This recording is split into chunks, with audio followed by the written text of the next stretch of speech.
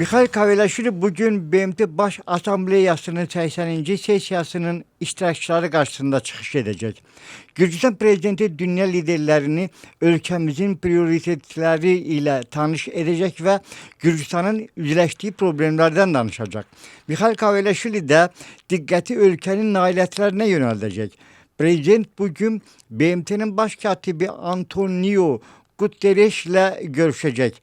Tek görüş zamanı tərəflər müxtəlif cari və aktual məsələləri müzakirə edəcəklər. Xatırlatmaq istərdik ki, Xarici İşlər Naziri Mikhail Kavelaşvili ilə yanaşı Prezident Administrasiyasının və Xarici İşlər Nazirliyinin əməkdaşları da ştatlardadır. Bundan evvel Mikhail Kavelaşvili Serbiya Prezidenti Aleksandr Vučić ile görüşüp, görüş BMT Baş Asambleyası çərçivəsində baş tutub. Tərəflər Gürcistan və Serbiya arasında iki tərəfli əməkdaşlığın əsas istiqamətlərini və onların dərinləşdirilməsi perspektivlərini müzakirə ediblər. Diqqət iki ölkənin və dünyanın üzləşdiyi problemlərə yönəldilib. Gürcistan Prezidentinin Slovakiya Prezidenti ilə də görüşü olub. Söhbətin əsas mövzusu iqtisadi əlaqələrin intensivləşdirilməsi və sahə əməkdaşlığı olub. Gürcistanın Xarici İşlər Naziri də BMT Baş Asambleyasında iştirak edir. Bu dəfə Maqabojorishvili dayanıqlı inkişaf samitində çıxış edib. Onun sözlərinə görə regiondakı çağırışlara baxmayaraq Gürcistan iqtisadiyyatı durmadan artır və strateji layihələr həyata keçirilir. O cümlədən Qara Dəniz sualtı kabeli və Anakliya limanı.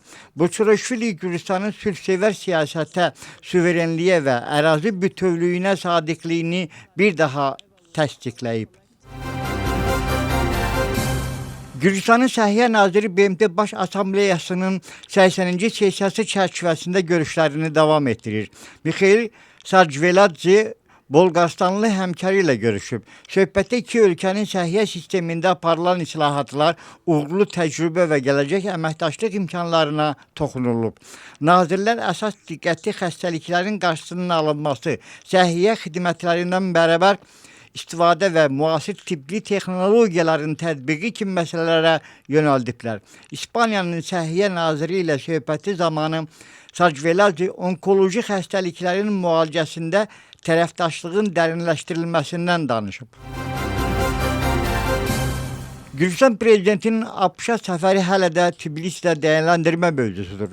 Hakim komanda əmindir ki, Mikhail Kavelaşvili çıxışında ölkədə və regionda mövcud olan çağırışlara və nailiyyətlərə diqqət yetirəcək.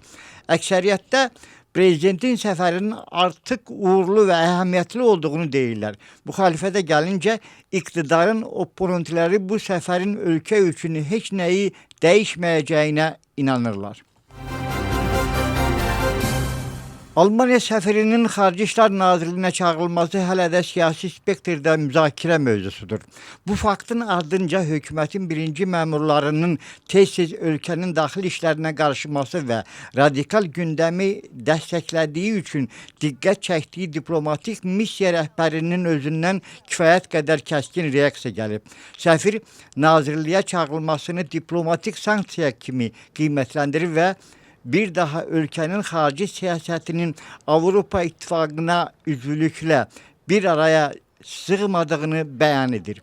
Xarici İşlər Nazirliyinin bəyanatında qeyd olunub ki, Gürcistan tərəfi ölkədə radikal gündəmi təşviq etmək cəhdlərindən narahatdır. Məlumat üçün bildirək ki, Almaniya Avropa İttifaqının 27 ölkəsindən biridir ki, dünən onun adından Avropa İttifaqı nümayəndəliyi kifayət qədər kəskin bəyanatla çıxış edib və hökumətin ayrı-ayrı ölkələrinin səfirliklərinə ünvanladığı ittihamlara cavab verib.